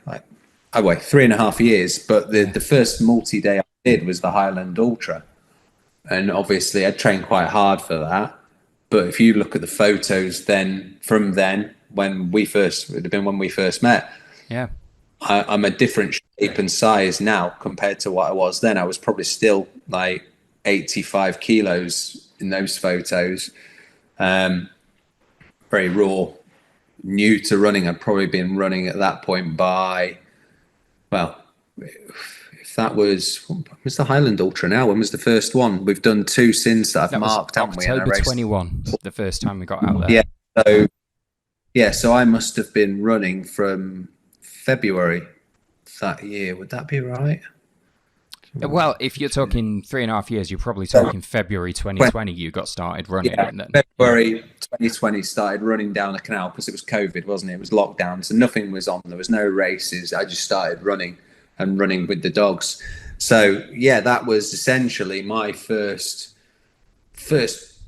proper race, other than I mean my first race was a 100-miler that I entered just to say I could do a 100-miler, and that was in North Wales with Hugh and the Penlyn Ultras. And it took me a while. My feet got absolutely battered, but I got around. Wow. But that was I'd done no running prior to that and just got round. And then I think I did like a 33-mile race or something, some inconspicuous event. And then, it was like the Highland Ultra. And that was my first real race. So I was probably in reasonable shape, but again, far removed from now and the progress I've made. But that was where initially my real story starts, I guess, with the Highland. And then from that success, it's just kind of spurred me on, driven me on. And very quickly, the Ice Ultra came after that as a place that I wasn't expecting to go to the ice. And then Chris goes, "Oh, we've got a space. You fancy it?" And of course I go, "Yes." He knows me too well. And then the Ice Ultra happened. And again, it was a learning curve. I came up against Lenka there, and she was such a strong athlete, an international athlete, lives in the mountains, lives, breathes it, writes books on it, and that was a learning curve in itself, then having to adapt to that environment. And I absolutely loved it. And, it sort of, again, just tested me. And I thought, right, well, I'd already had like the jungle, I think, booked, or initially I'd booked the desert, and COVID just wrecked everything, as it did. But yeah, that's pretty much started the journey and how it went from there and how it's still going, I guess. So, well, I can see a whole kind of origin story episode somewhere in our future here, where so it probably won't be long, but the next time you win something big, we'll do an episode that digs a bit more into that, because I think that is fascinating. That's happened so quickly for you, and yeah, there's almost certainly some stuff to mine into there about where this resilience comes from, your competitiveness, how you've trained in this short space of time. I just think that's exceptional. But I think we'll save that for after your next famous victory. For now, Jon, just once again, congratulations. Another win for you. And I don't want to say it's starting to become expected now. I wasn't surprised to see you on the podium. I wasn't. But it's just, you've made it normal now to win. So you carry on doing that. You've normalized it. Stick with it. Congratulations, pal. Exceptional work. Yeah, cheers. Well, the problem is you get used to winning and you like winning, so you have to train twice as hard. And I think that's something that I'm not content with. That with the Mountain Ultra, as soon as it was over, I was thinking about the Dragon's Back, and I don't overlook any race or get blasé with it. I mean, now, literally since coming back, it's been purely focused Dragon's Back. And I mentioned the desert, but that I don't even think about that at the moment, because it's just so far away that I've got a massive race to deal with. First of all, I've got a couple of really hard weeks of training, and then obviously trying to make sure I hit that start line being injury free, being fit, healthy, refreshed. And it's all about that until that's done. And even that, I said with the Mountain Ultra, that race wasn't done until I crossed the line on stage 5, and I literally did not switch off until I crossed that line, because the ground, the terrain, so easy. Even half a mile from the end and your race is over. it's that easy to do an injury. So I just don't switch off, and that's something that I think is really important. Is that, you know, if you win a race, you see it with professional athletes. You can win something and then it goes to their head. My instant feeling is heavyweight boxing and the world champions there. Some of the recent world champions that are probably lesser known, but they've won, and then they've just enjoyed the money and the fame that's come with it. And obviously there's no money in ultra running, so I can't really go out and buy Ferraris. I can't get any of that. So maybe if that was a thing, maybe I would have gone off happily, but there isn't. So it's just on to the next race and what can I do next. And I think starting the coaching side of things after the Dragon's Back is going to be a big thing for me. I've got a few people that have already inquired. It's not up and running yet, but that's the plan after Dragon's Back. Once I've hopefully slayed the dragon, it's to start the coaching alongside my other work and try and develop that. So we'll see. You heard it here first. If you're listening to this and the Dragon's Back has been and gone now, it's time to call Jon Shield, because we've got somebody here who knows how to win things. Yeah, especially BTU things. So yeah, no kidding. Well, type things as well. So yeah, get in touch. Amazing. Well, thanks very much for your time again today, Jon. I look forward to seeing you somewhere awesome again in the not too distant future. Desert, right? Yeah, that'll be the one. Yeah. Pack the sunscreen, mate. We'll have a beer afterwards after it's all been and done. Ideal. All right, buddy. You enjoy the rest of your day. Cheers, Will. Thanks, mate. Good chatting. Hello, then. It's Kristina Madsen. Kristina Madsen, winner again. I mean, how many times am I going to say that to you?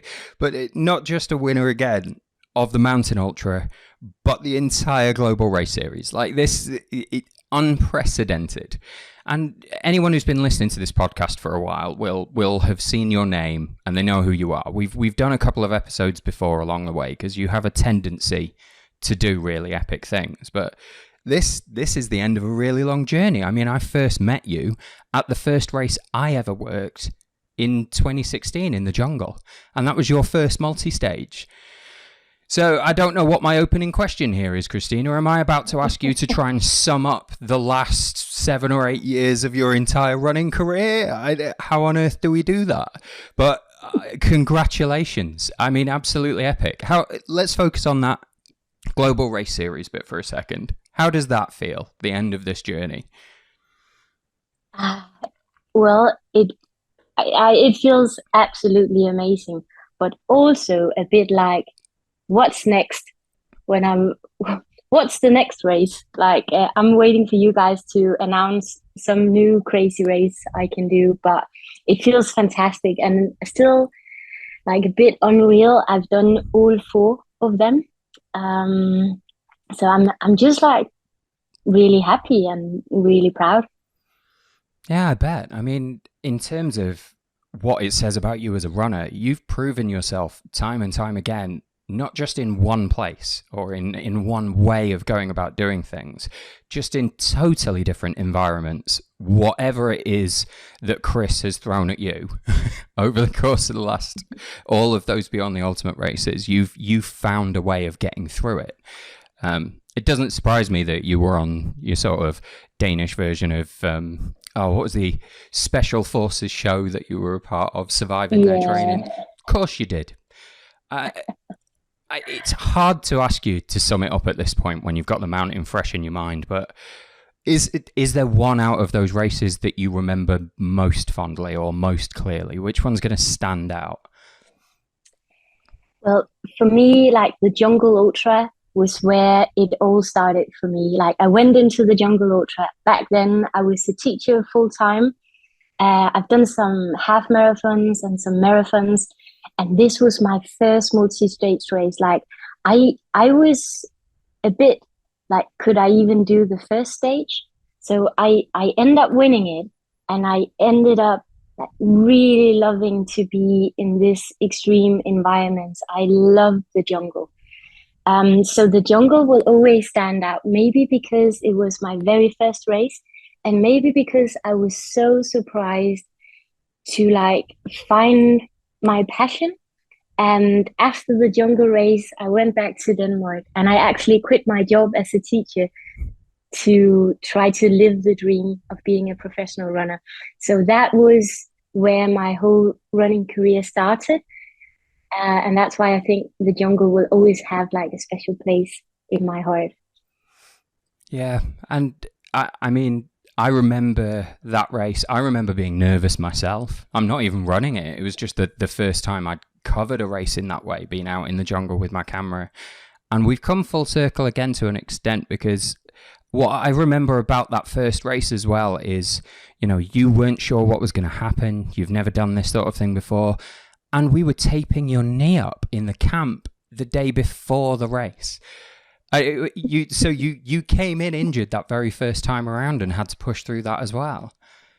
Well, actually, I was not really injured. I think I was just like extremely nervous of getting injured. So I was like asking the doctors, maybe my knee feels a bit tired. Maybe I have a pain in my knee. Maybe I don't. So I was like, can you do something about it? Can you help me complete the Jungle Ultra? Wow. Yeah. Well, I mean, you've learned so much since then. I have. And again, just to keep drawing parallels, you went into the Mountain Ultra this time around, not exactly feeling 100% either. Without going into details, things were against you when you got to the start line, right? This was physically a tough race. Yes. I mean, like going into this race 100% feeling like completely fresh and in good shape and not ill, like that will also make this one of the hardest races in the world. But I was so unlucky to not feel well from like day one. I think we call it a Kirky belly. And I was a bit challenged the first 2 days with like a bad stomach, and I was really low on energy, like really, really low. But luckily I had the opportunity to hang out in the Kyrgyzstan mountain 3 weeks before the race. So I had the chance to experience the beautiful, beautiful environment before the race as well. And I just had to, like, I got through the 2 first days. I felt shit, but I got through it. And on day 3, I woke up and I felt actually okay, still a bit low on energy, but the stomach problems were gone. So that was really good. I mean, that speaks to your experience right there. You know, you've gone from your very first multi-stage race in 2016, so nervous that something might happen that the medics are taping you up in advance. But you've got the experience and the resilience to draw on now that you managed to finish this race despite feeling like crap for the first 2 days. And I know how hard that must have been just from what everyone else I've spoken to about this race has told me, because Kris said this was going to be our toughest one, and I think you'd have to agree, right? Yes. Definitely. So, I mean, well done on that. But while we're sticking with your list of physical ailments, I also, as I was going through the photos and watching your social media posts go out, realised that you had one eye and one arm by the end of the race as well. Kyrgyzstan really beat the crap out of you. So how come you ended up at the finish line dressed as a pirate? What happened there? Dressed as a pirate. That wasn't the plan. But it's actually great for social media. That's another talk. But like as I said before, like day 3 was really good, and I woke up feeling sort of okay. And I really raced on day 3. There was, like, from the start, a long, hard, steep climb from the valley to Alakol Lake, like the really beautiful, beautiful blue lake, and then a long scree down from the lake. And I felt fantastic, and I was so happy that I could finally race, because that's what I do, that's what I love. And I got through stage 3, and also finally had the opportunity to actually hang around at the finish line and wait for the other runners and see them pass the finish line.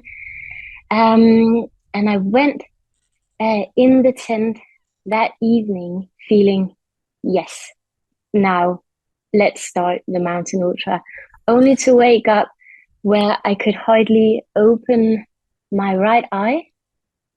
And I was like, what is this? And I saw the doctors and they said, it looks like an eye infection. So they put a patch on my eye and I had to start day 4 Yeah. with a patch on my eye. And like, I remember one of the doctors said to one of the other doctors, I don't think we should let like Kristina run with one eye. And when I heard that, I was like, you doctors are not going to pull me out of the race because I can't see. So I'm going to prove to you I can do stage 4 or the rest of the mountain ultra with just one eye. But it was really challenging. Like what do you call that? Like the perception of the depth, yeah. is it called that? Like my general balance, I mean, not to fall and stumble was really, I was really challenged. And I, if it wasn't for Carl, who, helped me on that stage, he was all the way, he was like 5-10 meters in front of me, showing me the right line. I'll still be running on stage 4 today. So Wow. he was a very big help. But, I worked a lot with like the mindset, like how am I going to complete stage 4? But luckily, like the medical team at every checkpoint, helped me. And one of the doctors by the finish line, like cleaned my eyes with a lot of salt water, and that completely helped. So on day 5, I was all back to normal again, except I had a lot of like falls on stage 4. So the doctors, what with not being able to see, yeah. Yeah. So like the doctors suspected maybe I've broken like my wrist or my hand. So they taped it up. So I couldn't use the poles on stage 5, which was actually the day with the most elevation. But yeah. Hey, I got through it and I really enjoyed stage 5.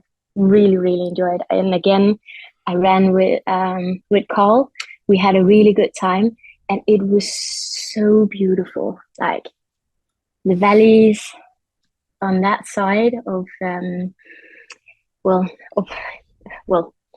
was about to say the 92% of Kyrgyzstan is covered by mountains. So you see something new all the time. But stage 5 was my absolutely favorite.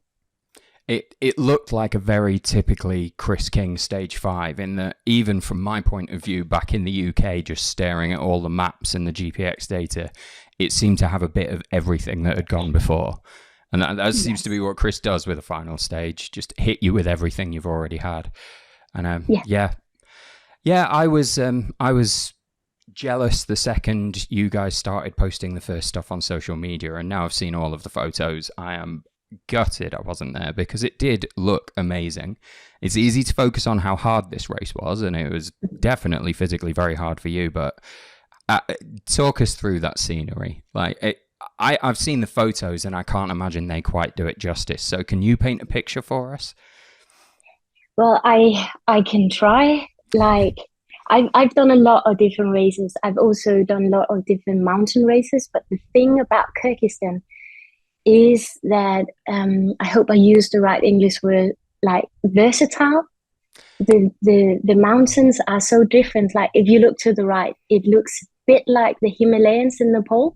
Then you look to the left, oh my God, it looks like the Alps. And then like you pass another mountains and then you're in the Dolomites, and something look a bit like red desert, moist. Like are we really in one country? Are we really in just one area that presents so much like different nature and different types of mountains? So mountains can be like so beautiful, so stunning, but also like really like tough and like like a little, I lack the English word here, but if the weather changed from sunny, warm weather and suddenly into rain and hail and thunder, you get this shift in like the atmosphere. So the mountains become like dangerous, and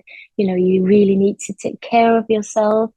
And there's That's just the something impression I about got. mountains. Yeah, there's no time. And Jon actually described something similar where he said that there wasn't a moment you could switch off. Like, No. and again, this makes it just puts it in perspective again that you were doing this with one eye at one point. He was saying for a lot of this race, he couldn't look up. He wanted to admire the view, but it's just such technical terrain. You've got to concentrate constantly to get through it. Would you describe it similarly? Yes, absolutely. Absolutely. And again, I feel so privileged, and I was so lucky to be able to spend 3 weeks in the mountain before the race, because I would have felt exactly like Jon, because during the race, you need to be careful of where like you step with your feet. But also when you do these multi-stage races, like it's not a full sprint the whole way. There is absolutely time, to look up, and especially on the uphills where you're like walking and maybe some people are using the poles, then you can like take your time and really enjoy the views. And that's also what I like about multi-stage races. But I really appreciated that with the mountain ultra, because the views changed all the time. Yeah, it as you say, from what I've seen in the images, like a different country each time you go into a different valley. It looks absolutely stunning. So I imagine there's going to be some people listening to this because they've seen those pictures and they've been inspired and they're thinking about doing it themselves next year. So, I mean, how hard are we talking? I mean, in comparison to what it took you physically to get through our other races, did this ask more? And how much of effect did that altitude have over the course of the race? Well, again, I was lucky to spend so much time prior to the race, so I was like fully acclimatized. But you should definitely join the acclimatization trip that BTU provides before the race. But the altitude does affect you. Like it's a little bit harder to work when you are above 2,800 or 3,000 meters above sea level. So that makes it harder. Like in terms of, it's really hard to compare the races, but one thing is for sure, and that is it takes you a longer time to finish the stages, even though it's like just 200 kilometers, like in comparison to the desert, it's 250. The mountain ultra takes you a longer time because it's so technical, it's so steep, and you can't relax. And even though you are, you are coming over the top and looking forward to the downhills, the downhills can be so steep that you can't even run on the downhills. Wow. So for the mountain ultra, you need to prepare to have very long days. And long days may also means that you need to pack more food in your rucksack. So your rucksack will be a little bit more heavier than, for example, maybe the desert ultra and the ice ultra. So longer days, altitude, climbs, technical downhills, and a heavier rucksack, and also the fact that you are sleeping in a tent, and it can rain outside, it can be very windy, you sleep 2 and 2, maybe your partner snores or anything, like be prepared to not have so much sleep, but it's part of the experience. And what you get back with the nature, like all the other great people you meet, it's worth it. It's a tough race, it's worth it, definitely. Good. I'm glad we left it there. It is worth it. It is worth the pain. Yeah. Oh, wow. I mean, absolutely incredible. Is there a type of race that, I mean, I've now seen you run in a lot of different environments, but I'm not always aware of what the athletes that we spend time with are doing between our events. You know, if you're not with Beyond the Ultimate, I'm not always watching. So I'm not sure what your preferred adventure is. You know, you've done this multi-stage stuff now, but is this what fires you, and are you going to carry on doing this sort of event going forwards? I'm wondering what's next now that you've completed the whole Global Race Series. Well, it's a good question. Like I do find the self-sufficient multi-stage race to be like just what I like, but I like all sorts of adventure in the running community. So I try to like do a little bit different stuff, and that's why the Global Race Series really appealed to me, because, you know, hot environments, cold, humid, and then with lots of elevation. So I'm not really sure what's next. I know that like I perform really well in the cold, so I might have a look that way, because I really, really enjoyed the Ice Ultra as well. And just found it, you know, it's wrong to say I was comfortable the whole time. I was also in every races, you know, you are challenged, and you find every race to be tough. If you don't, you know, you can always raise your pace. So the Ice Ultra was definitely tough, but I enjoyed the cold weather, and I found like my body to perform well in the cold, and also when it got really, really cold. So I might have a look to see which cold races are out there. Well, I mean, if Kris is paying attention, that's what we need to get on the calendar then. Something even colder than the Ice Ultra, ideally. And yeah, I understand what you mean. It's not to say that the Ice Ultra was easier for you. It's still a massive challenge. But everyone seems to have an environment where they feel more comfortable. Like I've met quite a few runners that are sort of very strong in the hot stuff, but just would hate it in the Arctic. But yeah, it makes sense. You seem to have found your area there. You're good in the ice and snow. Yeah, how very Scandinavian. But I wonder you must have learned a lot over the course of all these races in terms of how to train to prepare for different environments. And that must have been an incredible learning experience. I mean, how have you changed as an athlete over the course of doing this Global Race Series? I mean, when you look at yourself and what you knew when you first got on that start line in Peru, what have you... Oh yeah, here we go. Another one where I just wanted a half-hour podcast here, and I'm about to ask an enormous question. But how have you changed as an athlete? What have you taken from your experiences across all these different environments? Well, that is a big question, but like training-wise, I've learned how to train for a specific race. Like if you signed up for the Desert Ultra, how can you create an environment where you train in hot surroundings? So I was like, okay, it can be around 50 degrees Celsius in Namibia. I live in Scandinavia, and it's fairly cold here in the winter. So I tried to like, you know, change my garage where I have a treadmill to a desert environment. So I bought, what do you call that, like a heater, which I put in the ceiling. So the heat came from the ceiling, and then I was like, how can I make this even more hot? And I wonder what you call it, like the curtain in the bathroom. Like a shower curtain? Yeah, a shower curtain. So brilliant. I installed a shower curtain around my treadmill with the heater from above, so I could create an environment on my treadmill with around 35 to 40 degrees Celsius.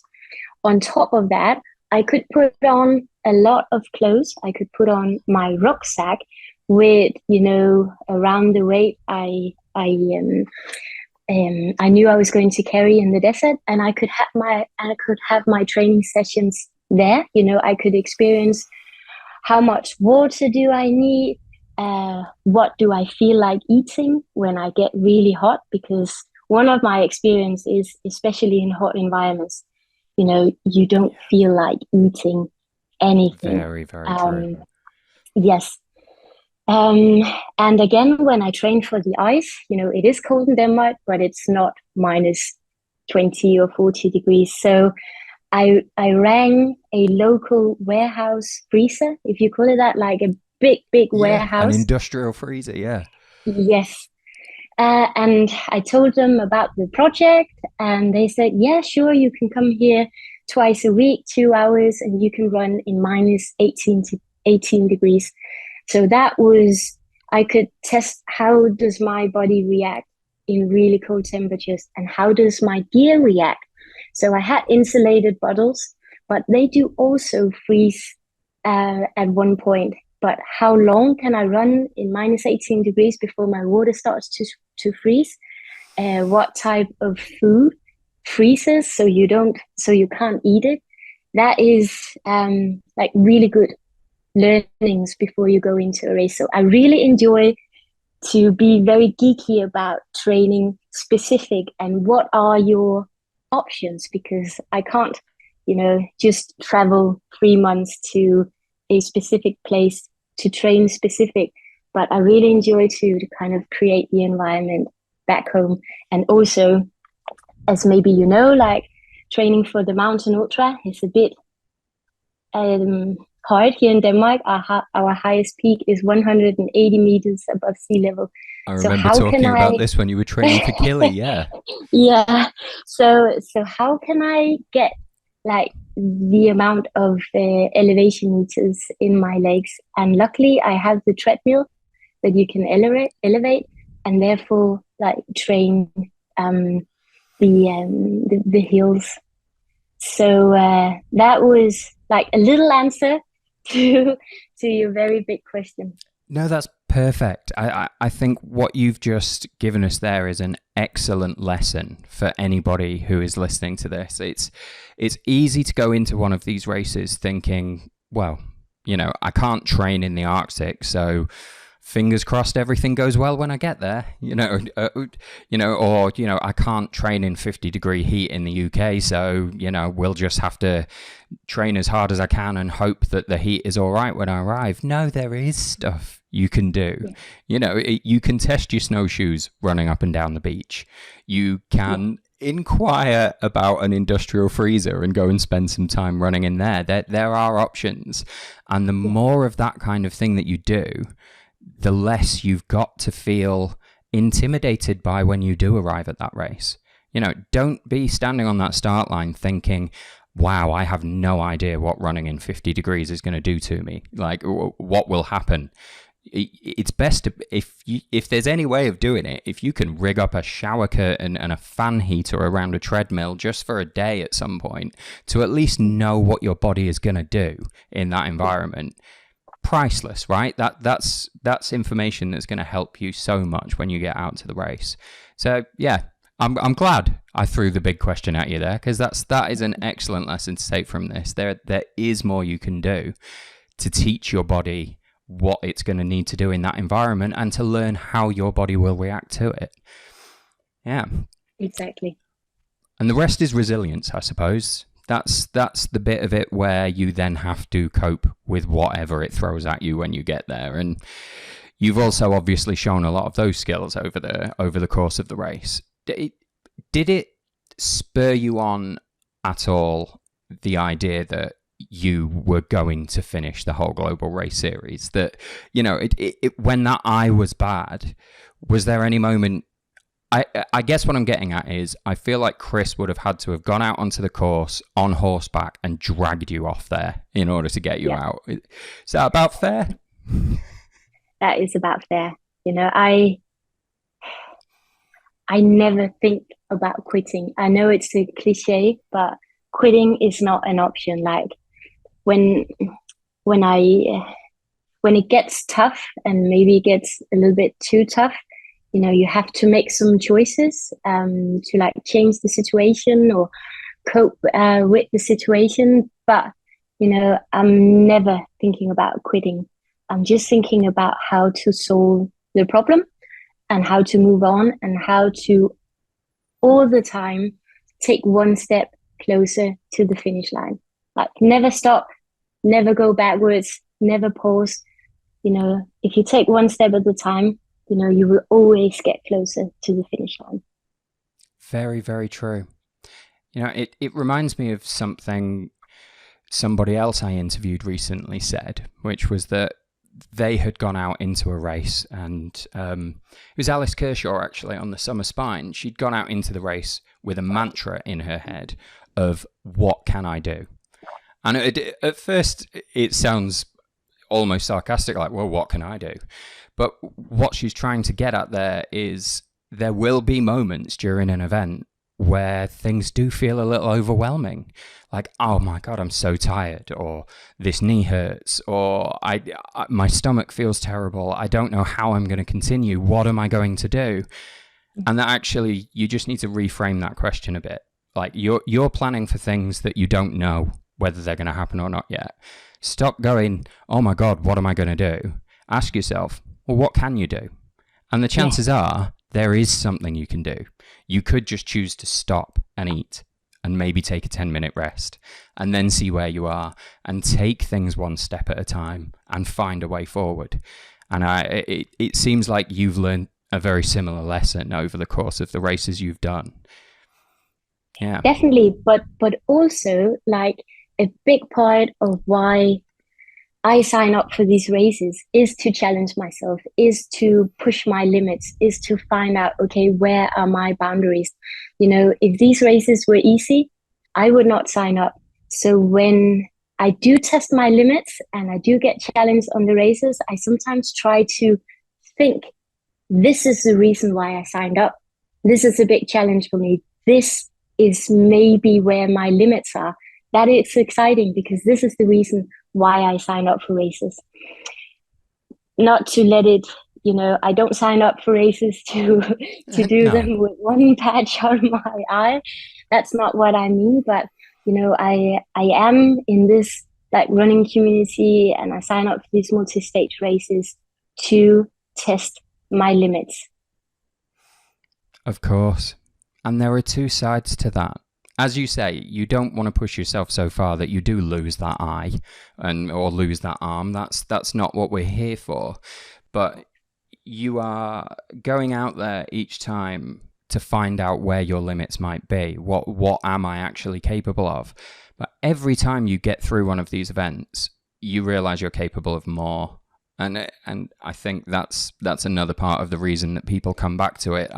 I've heard people say what you've just said before, that like, oh, I'm here because I want to know where my limits are. I want to know if this challenge is too big, or if I'm able to get through it or not. But a question you're also trying to answer there is, am I this tough?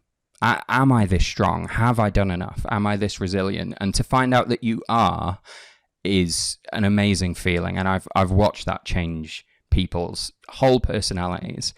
I mean, look at you. You were a teacher, then we ruined your life, and you've spent the rest of your time out traveling the world and punishing your body doing amazing adventures. But yeah, what an amazing set of places you've had the privilege of seeing along that journey as well. It's amazing. Yeah. Wow, fantastic. I'm not sure what else I want to ask you at this point. I feel like we've left that at a really lovely point. This is, for anyone listening to this, what you've just had there is some mindset advice and some really, really good advice to take with you into whatever long, arduous adventure it is you've got in front of you, and a few tips about the mountains. So in terms of Kyrgyzstan, we've got to talk about the country itself a little bit, because I know Kris said the same, and I've heard a lot of people, when we say the mountain race is going to be in Kyrgyzstan, British people are notoriously bad with their geography, and you tell them that, and they just go, "Where? What?" Oh, the Tian Shan Mountains, yeah. One of the stands over... No, nothing. It doesn't mean anything to anybody. They don't know what the place is, but everyone I've spoken to has come back in love with it. So how was Kyrgyzstan? Give us the TripAdvisor review. Well, I'm blown away by Kyrgyzstan. Like the first few days I was there, I had to really like adjust to the Kyrgyz way of thinking, because they think completely different than we do. But, they are really proud people, and they keep to their traditions. I have really big respect that, they are not like a tourist country, but they really keep to their traditions. But there's like some random weird things going on over there, and at first you're like, what just happened? But you get used to like the weird things. For example, when I landed in Bishkek, that's the capital in Kyrgyzstan, I went for a run, and I ran in this big, beautiful, very clean park with beautiful flowers and beautiful buildings, and it was all very clean and clear lines. And then I had a look to the right, and there was like a big boxing ball where you could put coins in the machine and then punch the boxing ball. And I was like, two different pictures in like the completely other direction. So stuff like that, you just have to accept that you don't understand how they think, but eventually you kind of fall in love with that, because they just do, they have their own culture, and they just do it their way. And you get lost in translation so many times, and you just have to laugh about it, because it's really hard to understand how they think and how they do. When you think you understand and you think you have an agreement, you don't. And that's funny. And that's what I like by, traveling to a country and to a culture that is so much different than from, for example, Europe that we come from. I love that. But the thing I'm most impressed about is the mountain range. I'm amazed by how green everything was, but that is because they get a lot of rain. But also, as I talked about before, how different looking everything is. It's like you take the best of all the mountain ranges in the world and then put it in one area. I'm blown away, and I think that's also why I'm here 2 weeks after, a bit tired and exhausted. That's because I experienced like the full package. Absolutely. I mean, you were out there for a good month, right? At least. Yeah. Well, there you go. You've been immersed in it. And from what I've heard from the other people I've spoken to, everybody came back from this one shattered. It just sounds like it was that kind of an event, first event in a new place, and possibly the most challenging environment we've ever worked in. Yeah. Kris knows how to set up a trip. Yes, indeed.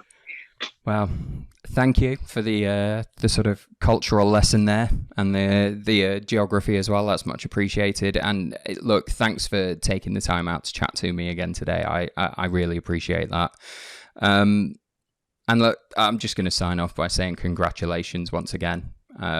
We are going to have to put another race together somewhere as soon as possible, because none of us are at home with the idea that we're going to keep doing races and you're not going to be at them. So we'll have to come up with something new, Kristina. Well, I'm in. Yep, perfect. I'll tell Kris to give you a call as soon as he's drawn up some ideas. But well done, cool. Kristina. Enjoy the rest of your day. Thank you so much, Will. Thank you.